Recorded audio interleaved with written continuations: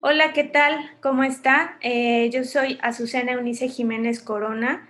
Soy profesora de tiempo completo, investigadora en la Escuela Superior de Huejutla de la Universidad Autónoma del Estado de Hidalgo. En este video les voy a presentar un tema muy interesante que se llama cristalografía de proteínas. Entonces, este tema es de mucha relevancia y trascendencia a nivel mundial, pues porque se relaciona con la elucidación de la estructura de muchas macromoléculas biológicas, por ejemplo, proteínas, DNA, RNA, por mencionar algunos. Entonces, algo importante de la cristalografía o la resolución por medio de difracción de rayos X y la difracción de estos cristales de las macromoléculas biológicas es que nos ayudan precisamente a resolver la estructura de diferentes proteínas, DNA o complejos macromoleculares, ¿no? Entonces, esta herramienta nos proporciona también información de cómo este tipo de moléculas van a interactuar y en su medio orgánico o ya sea en un sistema vivo.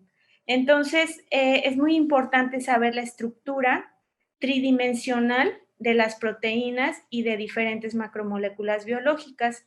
Entonces, para ello se tiene que llevar a cabo la comprensión de todos estos factores que desencadenan, pues nos llevan a delucidar diferentes mecanismos de acción para resolver diferentes enfermedades, por ejemplo, o también diferentes avances biotecnológicos. Entonces, uno de estos ejemplos de por qué es importante la resolución estructural de proteínas, de complejos macromoleculares, es porque nos ayudan a emular la función de diferentes proteínas. Por ejemplo, la insulina, para obviamente saber cuáles de estas insulinas o de estas isoformas de la proteína es la mejor para el tratamiento de los pacientes con diabetes.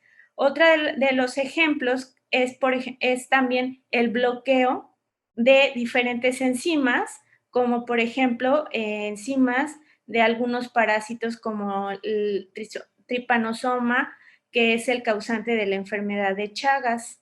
Y también algo que les quiero mencionar que, sin embargo, la resolución de la estructura de proteínas por medio de cristalografía, pues necesitamos este tipo de cristales.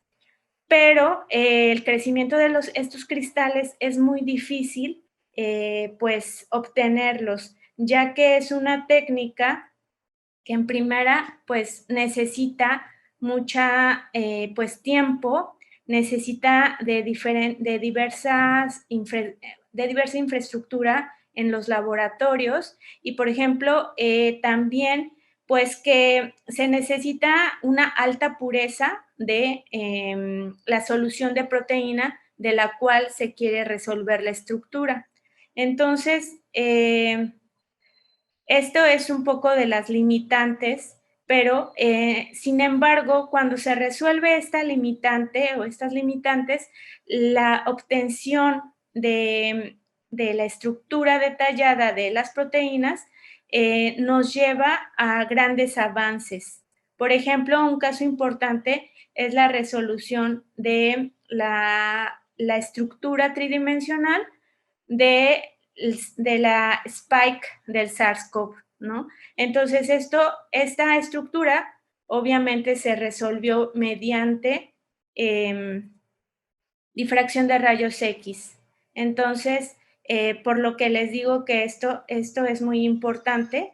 Y bueno, la estrategia para obtener un cristal de una proteína es primero pues seleccionar la proteína de estudio, como por ejemplo lo vemos acá en el Protein Data Bank, que es el banco de donde se suben todas las estructuras tridimensionales resueltas en el mundo. El siguiente punto es clonar esta proteína, es decir, sobreexpresarla. Posteriormente es purificar esta proteína y purificar es quitar todas las otras proteínas que pues que no nos funcionan en ese momento, sino que tener únicamente a la proteína que vamos a poner en pruebas de cristalización para obtener cristales. Posteriormente, ese cristal de nuestra proteína de estudio lo vamos a llevar al sincrotrón para la difracción de rayos X y posteriormente por métodos computacionales con diferentes algoritmos se determina la estructura tridimensional de las proteínas, de nuestra proteína de interés. Entonces, algo importante para ello es que necesitamos una solución sobresaturada que nos permita una metaestabilidad para que la proteína pueda llegar al punto de equilibrio y se produzcan o crezcan los cristales. Entonces, ¿qué necesitamos para la cristalización? Pues obviamente, como mencionaba anteriormente, proteínas ya purificadas o nuestra proteína blanco purificada o DNA o RNA también purificado, diferentes sales que nos ayudarán a precipitar y a alcanzar esa zona de metaestabilidad para que crezcan los cristales y algunos detergentes o compuestos orgánicos que también permitirán la cristalización. Entonces, todas las macromoléculas o la mayoría van a cristalizar por estos mismos, por estas mismas vías. Entonces,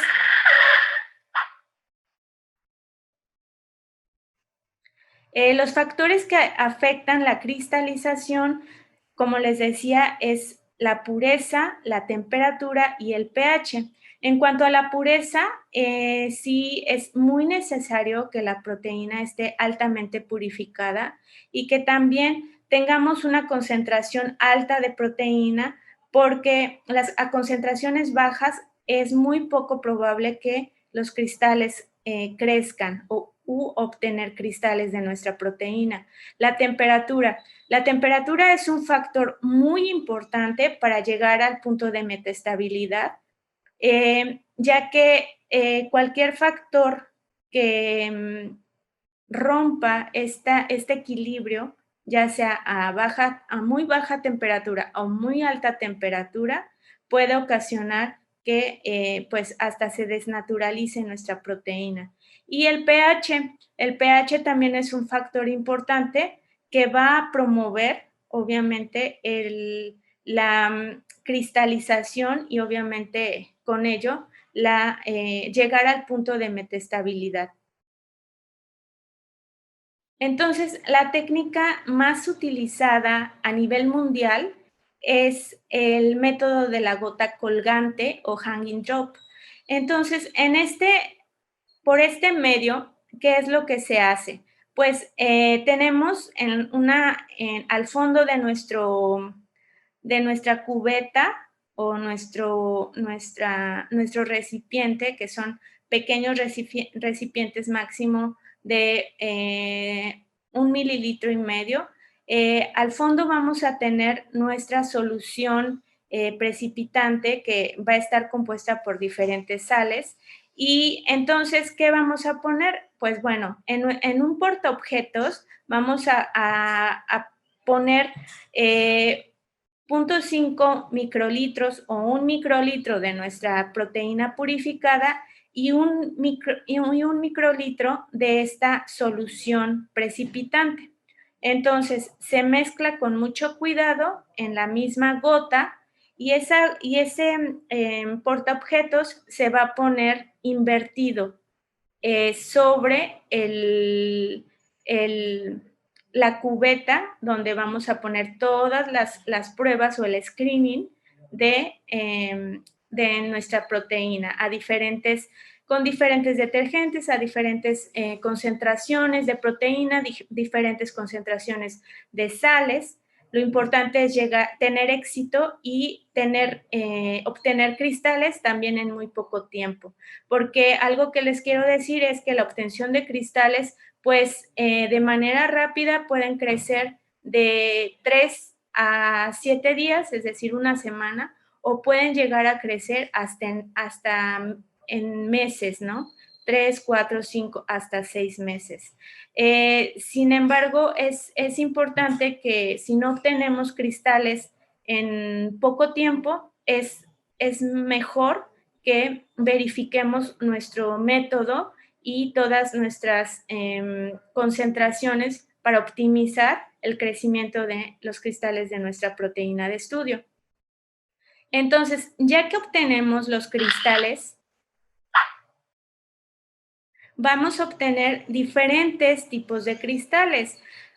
Podemos tener cristales múltiples y cristales únicos, pero los cristales múltiples no nos van a ayudar y no vamos a poder difractarlos, precisamente porque es difícil obtener una celda unitaria, que es con la que vamos a trabajar con los métodos computacionales. Entonces, lo que nosotros necesitamos para resolver la estructura de nuestra proteína son cristales únicos, por ejemplo, estos que observamos en el lado derecho. Entonces, una vez que ya obtuvimos los cristales únicos, es muy importante que los llevemos a difractar a un sincrotrón. En México no tenemos sincrotrones, sin embargo hay una red temática de CONACYT que está involucrada para que se pueda construir un sincrotrón aquí en México, y precisamente en el estado de Hidalgo está toda ese proyecto a nivel nacional para que en México tengamos un sincrotrón. Los investigadores que estamos o que nos dedicamos a la resolución de estructuras de diferentes macromoléculas, pues tenemos que ir a Estados Unidos o a Europa, a diferentes sincrotrones, para resolver la estructura de nuestras proteínas de estudio. Entonces, como les decía, una vez que ya tenemos los cristales, los vamos a montar ya estando en el sincrotrón, y los vamos a montar ya sea en loops, que son estos, o en capilares, que son tubos de vidrio. Y entonces, como les decía, ya que tenemos el cristal único, lo vamos a difractar por rayos X y vamos a obtener un patrón de difracción, que es este que está en medio, y posteriormente con los métodos computacionales, diferentes algoritmos, vamos a resolver la estructura tridimensional de nuestra proteína de estudio. Entonces, esto es algo también muy importante y que no es trivial. Esto también lleva un tiempo determinado, porque hay veces que no existe la estructura de nuestra proteína y nos lleva más tiempo resolver la estructura. Pero hoy en día, con todos estos avances en la resolución de macromoléculas biológicas, es mucho más fácil obtener una secuencia homóloga o los datos de una proteína homóloga a la nuestra para resolver la estructura, ya que por eso contamos con el banco de proteínas a nivel mundial, del cual les hablé hace un momentito. Entonces, una vez que resolvimos la estructura, bueno, por medio de estos métodos computacionales, vamos a obtener y obtenemos la estructura tridimensional de nuestra proteína. En este caso tenemos un ejemplo de cómo se resolvió la estructura de un anticuerpo, en este caso inmunoglobulina G2 de rata. Entonces, si vemos, tenemos ya este modelo de cómo está resuelta la estructura tridimensional de este anticuerpo o inmunoglobulina. Y lo podemos observar porque de manera azul tenemos diferentes dominios del anticuerpo, en rojo tenemos otros dominios y en amarillo tenemos otros dominios en los cuales se van a unir el epítope. Entonces, es muy interesante, es sumamente importante resolver la estructura de diferentes macromoléculas biológicas por difracción de rayos X.